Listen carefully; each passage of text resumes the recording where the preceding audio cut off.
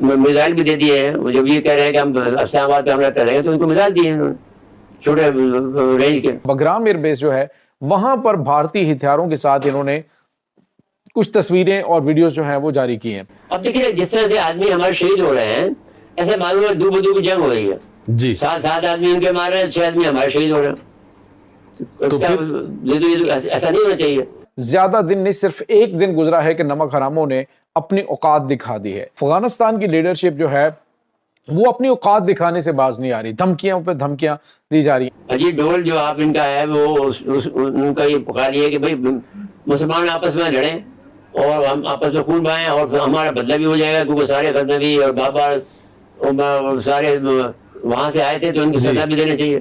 भारत को भी तारीख साथ सबक सिखाने के लिए दुनिया का तेज रफ्तार तरीन मिसाइल पाकिस्तानी फौज के हवाले किया जा रहा है। नमस्कार दोस्तों, मैं हूं सौरभ एक और नए वीडियो के साथ। दोस्तों, भारतीय मिसाइल अफगानिस्तान के अंदर, ये दावा कहीं से भी सच नहीं है, लेकिन पाकिस्तानी मीडिया प्लस चर्ची चर्चा दोनों ही, एक और पत्रकार और चर्ची चर्चा दोनों ही ये दावे कर रहे हैं कि भाई भारत ने अफगानिस्तान को शॉर्ट रेंज का मिसाइल पकड़ा दिया है, और जिसको लेकर के अब अफगानिस्तान इतने उछल कूद रहे हैं, इतने कॉन्फिडेंस महसूस हो रहे हैं कि भाई अब तो पाकिस्तान को उड़ा ही देना है।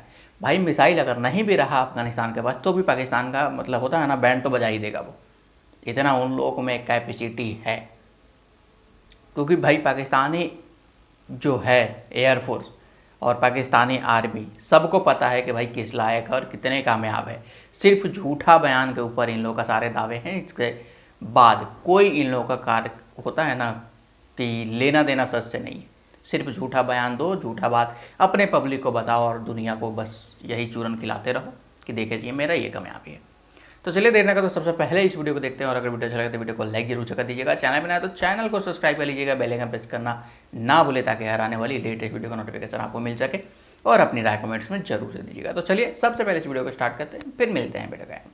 अब आप गौर करें, वो जो काम कर रहा है इस वक्त इंडिया, वो ये कर रहा है कि बजाय इसके कि ये जो ड्रावा दे रहा है कि मैं अपनी सरहदों को मजबूत कर रहा हूँ, और उसका जो सिक्योरिटी एडवाइजर साहब हैं उनका बयान ये है कि साहब हमारा ऑफेंसिव डिफेंस सब कहते हैं कि हमारा बयान ये है कि हम ऑफेंस करेंगे डिफेंस के लिए, अपने डिफेंस के लिए। तो अब सवाल ये कि वो डिफेंस तो नहीं करने जा रहे, लेकिन डिफेंस ऑफेंस की सूरत पैदा कर रहे हैं।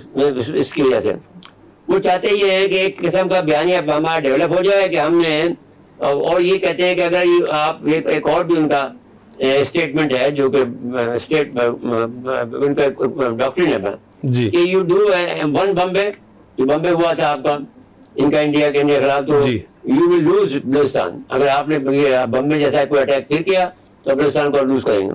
तो क्लियर मालूम है कि ये लोग गड़बड़ कर रहे हैं। नाज़रीन, एक्चुअली सूरत हाल ये है कि जो भारत है वो इस बार अपने सरजमीन के ऊपर जो है वो तबाही मचवाने की बजाय कोशिशें कर रहा है कि वो मैदान जंग बनाए अफगानिस्तान को, और अफगानिस्तान जो है उनको एक बड़ी सस्ती सी प्रॉक्सी के तौर पे ये अफगान तालिबान मिल गए, और अब ये क्या कर रहे हैं कि वहाँ पे हथियार पहुँचा रहे हैं।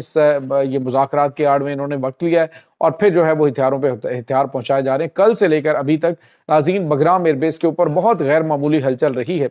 अफगानिस्तान में जो कार्गो प्लेन है वो उतरा और उसके बाद मज़ीद तैयारे वहाँ पे उतरे, जिसका मकसद ये है कि अफगानिस्तान की जो फ़ौज है उसको जदीद किस्म के हथियार पहुँचाए जाएँ पाकिस्तान के खिलाफ जंग की तैयारी में। नाज़रीन, यहाँ पे आपको ये बताते चलें कि नमक हरामों की जानिब से एक तो जुमे की नमाज में भारत के लिए दुआएं की गई, मोदी की सेहत और सलामती के लिए दुआएं की गई। यानी ये आप अंदाज़ा लगाएं कि इनकी हैसियत और औकात क्या है कि खाते पाकिस्तान का है और गाते उस गैर मुस्लिम का है जिन्होंने कभी इनके एक बंदे को भी पनाह नहीं दी है। अब इंडिया में सवाल उठ रहा है कि कल को ये क्या पता है, तो जब पाकिस्तान के लिए मान रहे हैं तो आपको जो पक्के दुश्मन है, तो आप ये मिसाइल आपको दे रहे हो कि हमारे खिलाफ इस्तेमाल ना हो जाए।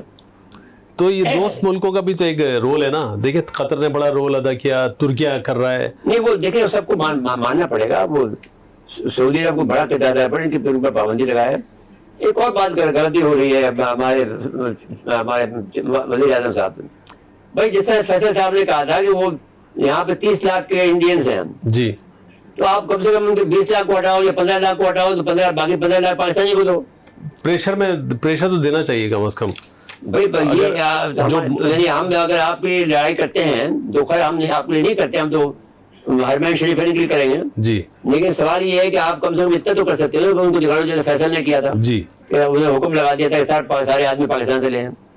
तो अच्छा, ईरान ने भी प्रेशर की कि भाई हम मुज़ाकरात करते हैं, बातचीत करते हैं ताकि ईरानियों का मुझे थोड़ा सा ये है कि वो ठीक है, मेरे ख्याल में उनकी बात सही है कि वो अच्छा किया उन्होंने, खैर जो बात की है तो बयान वो ईरानी अपने जाने वो भी उनके पड़ोसी है, वो इनसे खाइफ है जी। कि ये अगर दहशतगर्दी करेंगे, लेकिन ईरानी बयान इनको रास्ता नहीं देंगे जो ये सोच रहे हैं कि चाबहार तक जाए। चाबहार का जो है जी। वो बहुत तंग है इनसे। अच्छा, मोहसिन नकवी साहब भी बड़े एक्टिव हैं, वो ही गए थे ना, उनसे मिले, देखिए सदर से मिले। जैसा अगर देखेंगे कि आपका चीफ यहाँ पर मौजूद नहीं, आपका वज़ीर आज़म यहाँ मौजूद नहीं, आपका चेयरमैन जवान साहब में, तो सिर्फ मोहसिन नकवी मुल्क चला रहा। और तो और नाज़रीन, आप अंदाज़ा लगाइए कि इन्होंने अब पाकिस्तान को, ये सिराजुद्दीन हक्कानी की जानिब से एक स्पीच के अंदर क्या कहा गया जी कि अगर पाकिस्तान जो है उसने हमला किया तो उसको बड़ी भारी कीमत चुकानी पड़ेगी, फिर ये वो पाकिस्तान नहीं रहेगा जो है, पाकिस्तान जो है इसको हम टुकड़े टुकड़े कर देंगे। तो पहली बात तो यह है कि पाकिस्तान पहली बात, पाकिस्तान एक एटमी ताकत है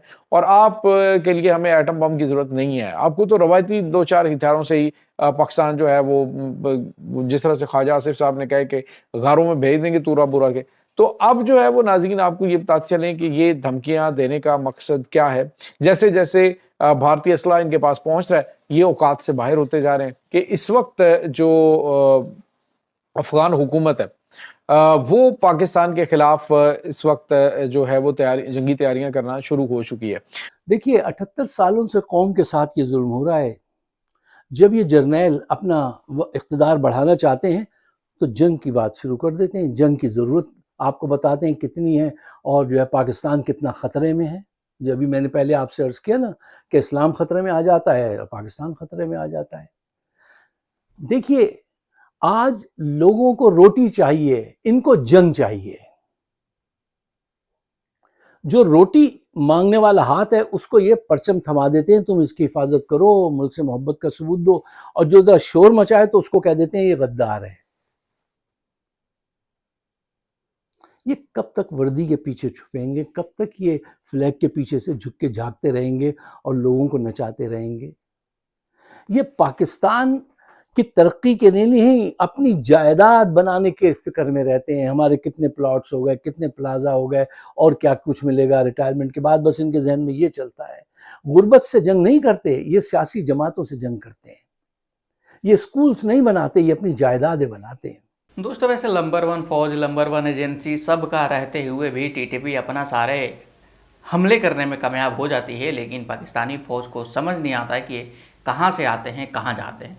जबकि पाकिस्तान के पास ड्रोन है, सब कुछ है, ये अपने आप को मतलब इस एरिया का, इस रीजन का सबसे बड़ा फौज समझते हैं, फिर भी इनका ये हाल है।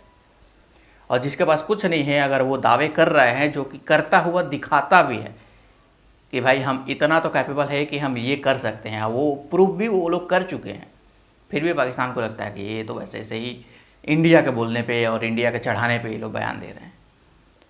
तो मुझे समझ नहीं आ रहा है। फिर आर्मी चीफ, इनके जो भी फील्ड मार्शल जो भी मुनीर बैठा हुआ है, वो तो ऑलरेडी इधर उधर वो अपना भीख मांगने में लगा हुआ है, अपना सब सेटलमेंट करने में लगा हुआ है।